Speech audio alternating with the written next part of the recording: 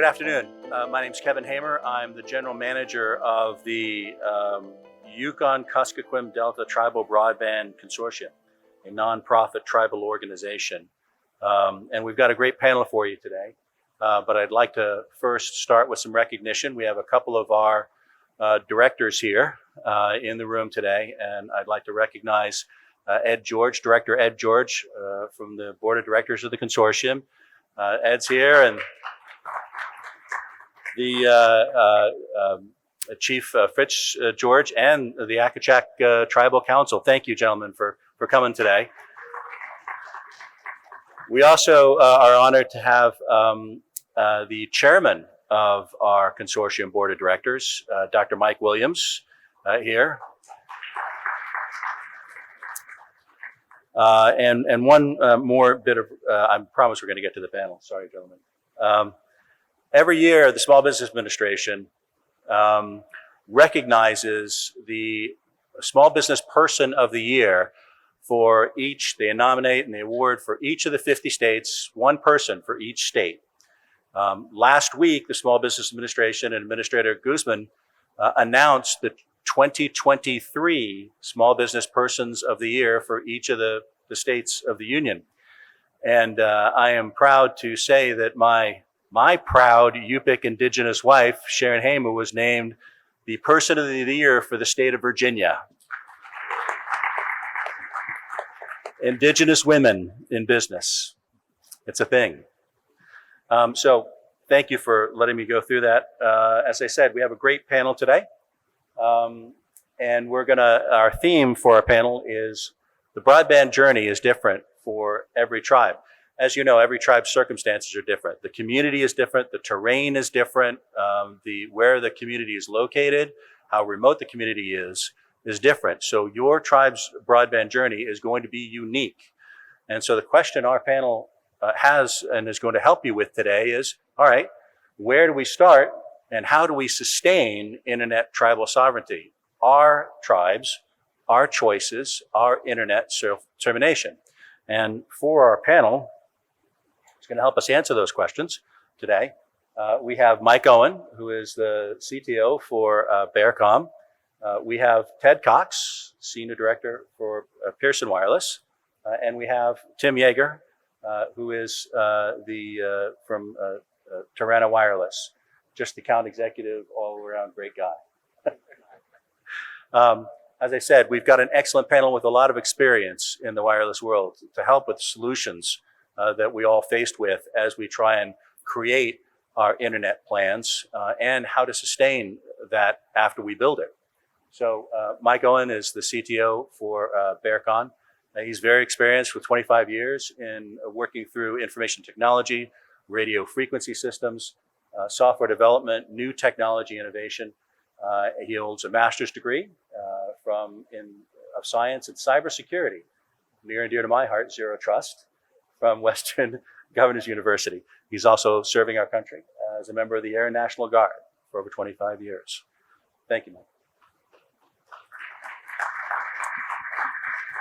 Our next esteemed panel member is Ted Cox. Ted is the Senior Director for Advanced Solutions at Pierson Wireless. He's been working there for 13 years, primarily working in field telecommunications and all verticals within the business, including network installation, optimization, network design, project management, and looking, again, at all the different wide range of wireless solutions available to both municipalities and tribal governments. Thank you, Ted. Welcome. No applause for Ted. Come on. He's a great guy. He's going to help. And then Tim Jaeger. Tim is with Tarana Wireless, is primarily working on tribal solutions. Been in the industry for 25 years. And working through vertical markets within the organization, implementing networks, wireless networks for municipalities and tribal governments, doing a lot of great work within our tribal communities. Thank you, Tim. And this guy, as I said, I'm the general manager of the consortium. I'm a retired federal employee, 34 years in federal service. and I'm working trying to get broadband for our tribal communities in the Yukon-Kuskokwim Delta. Okay. Thank you. So, the topics for our panel today. Internet self-determination, right? Starts with your plan for your community. One size doesn't fit all, and we'll talk about exactly what that means today. The next is broadband infrastructure and service options. You got to match your community needs, right? What are your specific community needs, your unique community needs? Match that with the solutions that work for you in your community. Broadband solutions. And then broadband technical solutions. What about the applications and the systems, the designs? What are the techie stuff that you'll need to actually put into your plan and make sure that it's sustainable once you build it?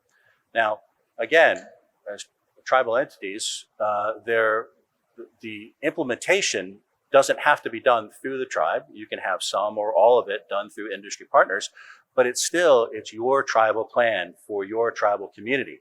You need to create it, you need to own it, and you need to be the one that's in charge of that for your internet self-determination for your tribe. So I'll start. Oh, that's it. I'll start with some opening questions, and I'll start with Mike. Mike, what is internet self-determination, and how can a tribe start their broadband journey? Yeah, thanks. You know, that's really interesting. When you think about internet self-determination, it's really beyond that. It's not just internet self-determination. It's digital self-determination. It's technology self-determination. It's how can you, as a tribe, as an organization, apply technologies in such a way that truly improve quality of life.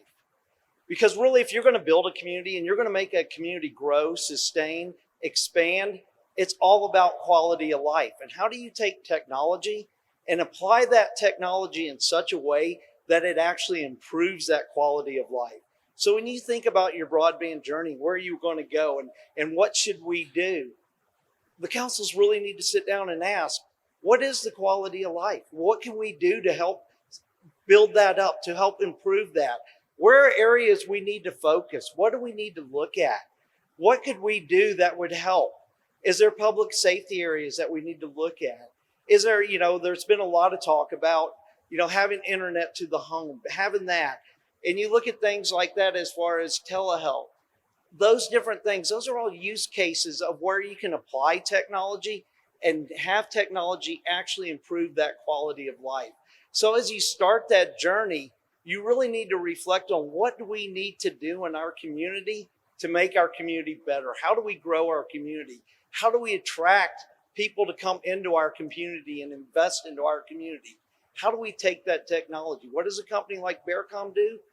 We typically will work with your broadband office or your director of IT or that person that typically the council comes up with this great idea on how we're going to make quality of life improvement through technology. And they go, yeah, go do this. And then that individual sits there and goes, well, I'm not sure where to start. And that's where an organization like ours, we've been through this with different things, with different groups. We've worked through these areas. We can help understand or help take it and take that vision and drive that vision into a reality, into something executable. When you think about setting goals and achieving things, a lot of times goals get really broad. But if you take a goal, you say, we have a 10-year plan. Take the 10-year plan and break it to a 5-year plan. Take a 5-year plan and break it to a 2-year plan. Take a 2-year plan and break it to a 1-year plan. Now you've got something achievable, something you can drive, something that you can do action on. And there's a huge, vast organizations here that will help you get through this and help you down that journey. And that's what BearCom does. We're system integrators. We're not OEMs. What we do is we work with the different people that develop the technologies, and we help your organizations understand how to take that technology and how to apply that technology to create a better way of life for your organization, for your tribe, for your community, to improve that quality. And not only that, we work with you as you take this, because one of the biggest problems that we've seen that happens when people go on one of these journeys is adoption. And it was brought up earlier in one of the other panel discussions that adoption is critical. And it really is.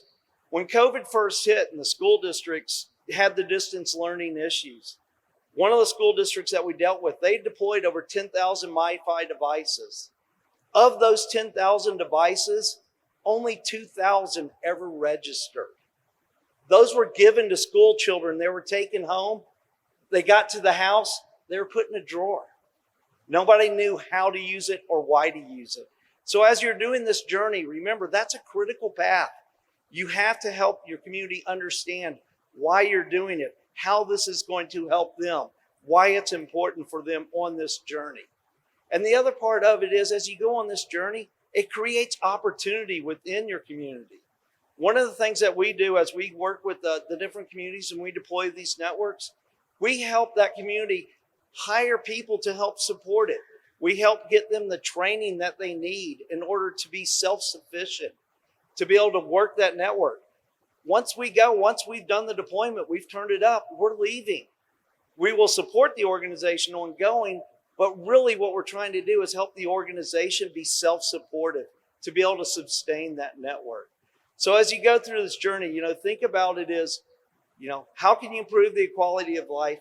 Ensure that you're enforcing adoption, or you're at least getting adoption on what you're doing, and that you're looking at sustainment and how you're going to have this network continue to support the community over a long period of time. Thank you, Mike. It really starts with an assessment of your unique tribal needs and for broadband. What are the use cases in your unique tribal community? What is the area? Is it mixed urban? Is there a lot of businesses? All these affect the broadband decisions that you're going to make, right? Yeah, absolutely. When you think about it, is broadband's a really wide term, right? It's a broad term, broadband. There's a lot of different aspects of broadband. And a lot of times, when you get into your situation, your unique environment makes a difference as to what broadband technologies do you apply. When you think about just your community, up in Alaska, their goal, telehealth, that was their goal. Do you think you're going to trench fiber in the Yukon? It ain't going to be fun. But they had to look at it a different way. And I know that y'all started looking at satellite and doing connectivity through satellite. Why? Because that was unique for where they were at. And that was a solution that actually fit what met the needs of that community. So as you're working with the different organizations to help you through this, they can help you understand what technology applies best within your unique circumstances. Thank you, Mike. So you've got a lot of choices out there. You've assessed your needs as a tribal community. You've prioritized the broadband needs, whether it's you need something that's going to be able to handle a lot of business traffic. You've assessed where your closest fiber and cable connections are. And now you've got an idea of what your community's needs are in terms of broadband. Now you've got all these choices out there for infrastructure and services. So Ted, what are some of the basic wireless broadband infrastructure and services available to a tribe, and how can a tribe actually select the right ones to meet their community's needs? Sure. I think it really starts with the use case and then the requirements of those use cases. So throughput to serve the internet connectivity appropriately. Is there any IoT management? Are we talking just broadband, or are we talking mobility, things of that nature? So effectively, we start with the use cases and we work our way backwards from there. And then how we connect via wireless. So we'll then start dimensioning the radio access network based on those use cases and the end user devices involved. And then from there, we'll work through to the core. And once we get the core dimensioned, we determine a plan to support that network as mentioned. We can't just build these networks and leave them sit to run. They need to be supported. So it really starts with the use case, and then we tailor from there. Different radio access networks have different capabilities to provide different amounts of coverage, bandwidth, throughput, etc. So really dive down into the weeds. And we have to be very cognizant of the terrain, the geodata, the location of the users. Again, is it only fixed? Is it mobile? A lot of variables involved. So trenching fiber is one thing, that is a challenge. We've done projects in Alaska as well. We are not opposed to fiber. We like delivering fiber when that makes sense. But this hybrid architecture really is an efficient way to distribute the connectivity with that wireless last mile. I like the choice of for many of our communities is not one that we have all options on the table. Many of our communities don't have any fiber connections close by, and many do. Some, especially here in more lower 48 areas where there's a great infrastructure that already exists. But some of the edge community needs can't be met. It's not really feasible to trench fiber to all areas of the community, and yet those folks still need some broadband just like everybody else. So what are some of the solutions that hybrid solution that could be offered where you have both fiber and wireless needs? Sure. So think about a centralized location where you have your core, the brains of your network. From there, fiber can be leveraged to run out to the radio access network or the cell sites effectively. So that's a lot of where the hybrid comes into play. Of we start with the core, we run with fiber, we hit these cell sites, and there we transmit wirelessly out the end last mile connectivity. So that's your hybrid approach really at the end of the day with fiber. Sometimes fiber is not available, so we backhaul in alternative manners. You mentioned the low Earth orbiting satellite solutions. Starlink's one of those. We also have microwave backhaul point to point that we can leverage as well. So, thinking of those variables right there, it's quite the hybrid architecture with fiber, microwave, satellite, etc. Thank you, Ted.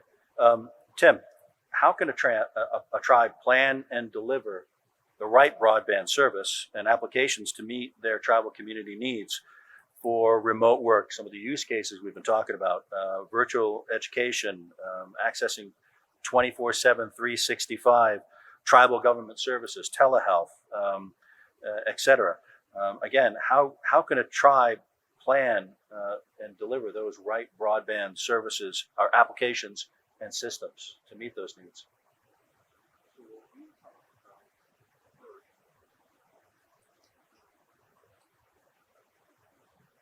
What we talk about with our customers first is what applications they really want to deploy out there, whether it be a telemedicine network or a SCADA network that they're trying to bring back in and bring into some other parts of the tribe, whether it's digital inclusion. But at the same time, you got to look at what the terrain is, like everybody else is saying out there, and you have to leave some bandwidth overhead for future growth. When you're just designing for current needs, you're going to leave yourself in a lurch down the road as demand for more bandwidth happens or more innovative technology comes out there. So what we're talking about with our integration partners and customers is identify your applications first and what is actually needed for those applications. Some of the applications you want to roll out in the future or potentially roll out in the future, and factor in what your geographical terrain looks like. Yeah, Tim, one of the things that we always struggle with are those applications that require more video connectivity, real-time video connectivity. That's a difference, and I don't know if a lot of folks are aware of the difference between downloading videos or streaming videos and a Zoom call or a Teams call. The network requirements, the speed and bandwidth requirements are different for each. So how do you actually try and assess those application needs, what applications you're going to use, and then partner that up with the right solution? Sure. So the pandemic definitely showed everybody that upload speed is as important, if not more important, than download speed. For example, in my household, we instantly became 3 people working from home. So I'd be on a call, my wife would be on a call, my daughter is supposedly at school. But in the background, you hear the TikTok going.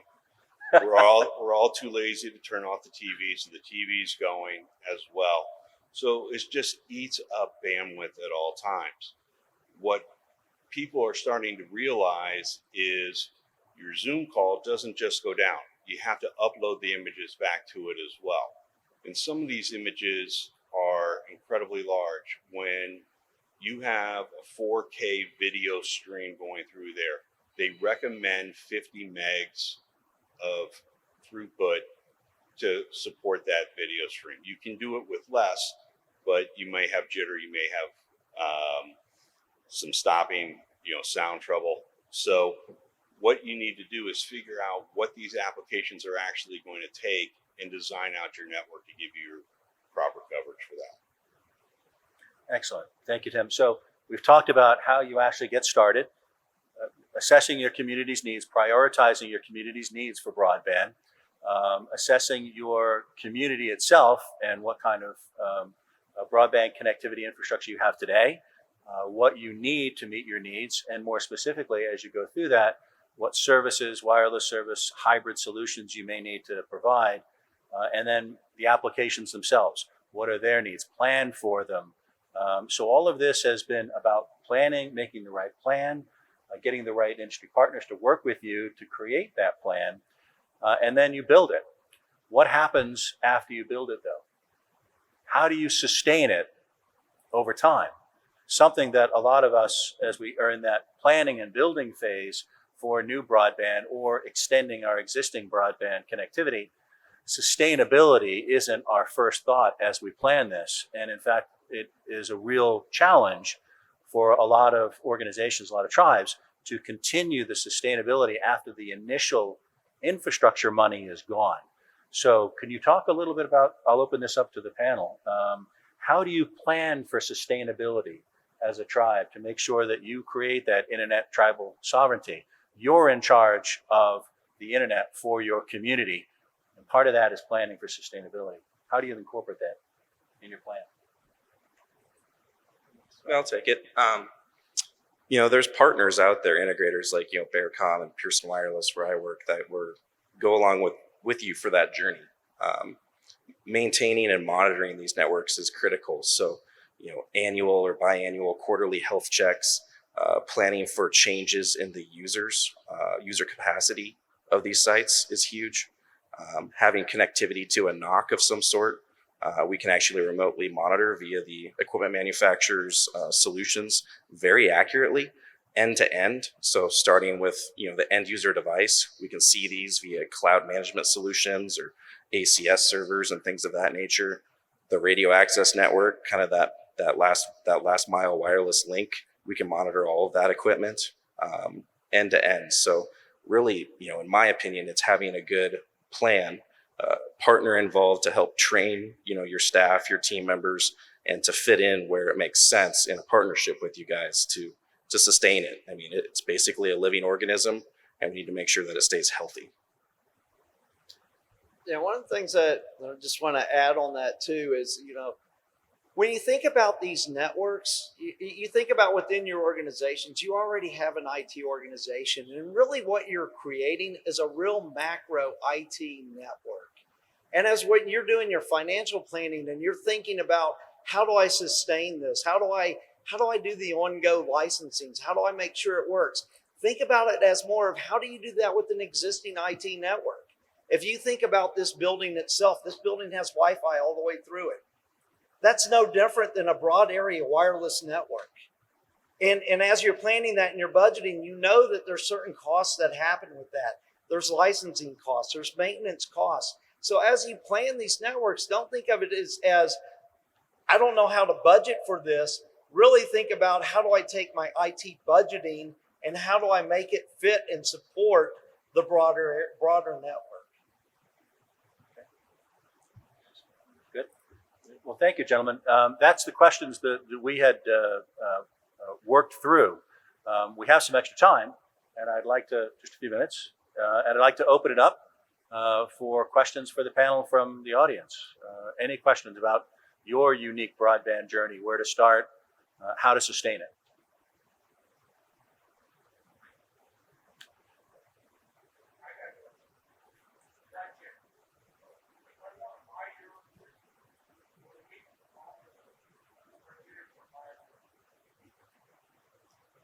Yeah, so one of the things that we definitely do as we go through as integrators, it's very important for us to vet the vendors that we work with.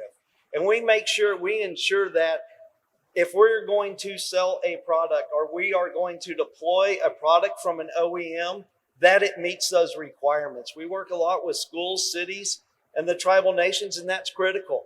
You have to be careful, right?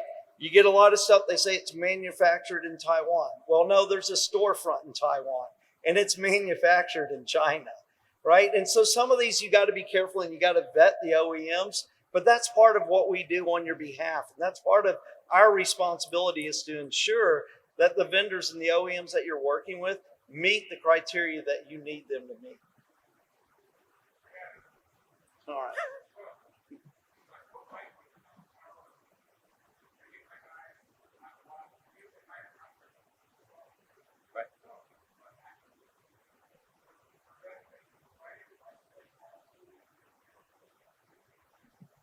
Yeah, we can help you kit out solutions for that. So we can get you drive testing, walk testing software.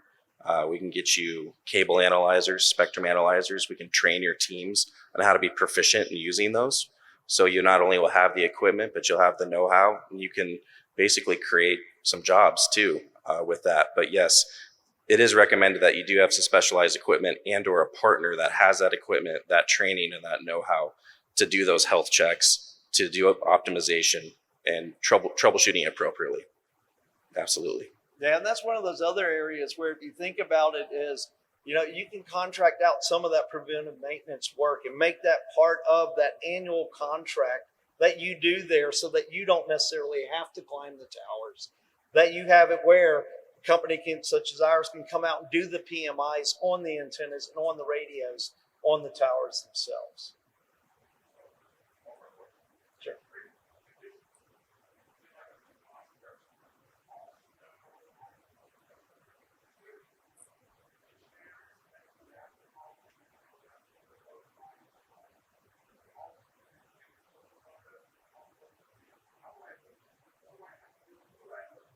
Yeah, that's absolutely part of the process. We would engage civil engineers, structural engineers to make sure everything, wind loading, ice loading, is taken care of.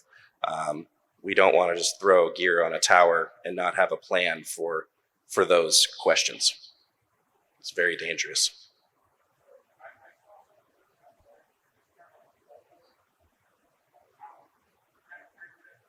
Mm-hmm. Yeah, that's a Cell on Wheels trailer that Pierson Wireless brought. It's out in the parking lot. We'd love to show it to y'all. It is for disaster recovery, but the other beautiful thing of it is we're rolling those out to customers like yourselves to activate the network sooner, while we're building the permanent or the more fixed network in the towers, or placing equipment on vertical assets, et cetera, behind it. So it's actually helping us get out there sooner and provide a solution. Which is like what we're doing up in Wrangell, Alaska, with the Click and Haida tribe. So they'll start with the cows, and while we're doing site acquisition and co-locations and planning the new tower builds, they have a solution that's operational and serving the customers. Yeah, and to take that one step further, as they have cows, BearCom has a fleet of cows too. One of the things that we've done with our cows is event support. So you can actually rent a cow and have a pop-up network, and it can cover and do all of your point of sales, your ticketing, some of your things to do that event, where you can just anywhere, we just pop it up, we get just an internet drop into it, and now you have instant coverage over your grounds where you're doing your celebration or your event, and you can have just a pop-up network. So there's a lot of applications that can be done, where you team up with organizations such as ours, and that's our goal, is to come up with those solutions for you to take your vision and make it a reality. Yeah. Also think about the convergence of, you could put Wi-Fi access points on that, as well as cameras, in addition to the private LTE or private 5G. So a lot of versatility with them. They're cool tools.